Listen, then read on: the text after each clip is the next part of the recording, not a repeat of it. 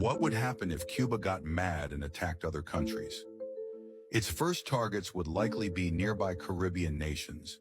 Cuban forces could attempt to sweep through and seize countries like Jamaica and the Dominican Republic.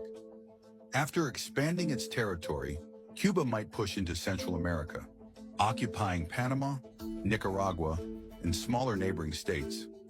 At the same time, Russia and China could quietly provide military and economic support, emboldening Cuba even further.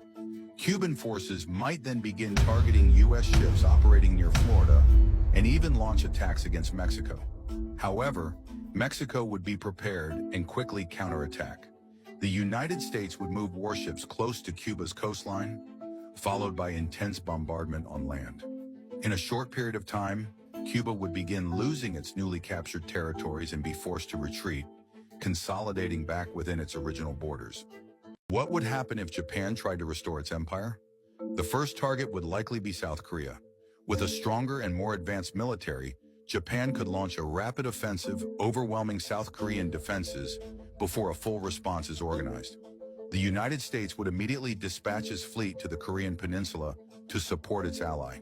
However, Japan might anticipate this move and attempt to block or delay U.S. forces from entering the conflict zone. The situation would escalate further as Japanese forces pushed north through North Korea, advancing toward the Chinese border.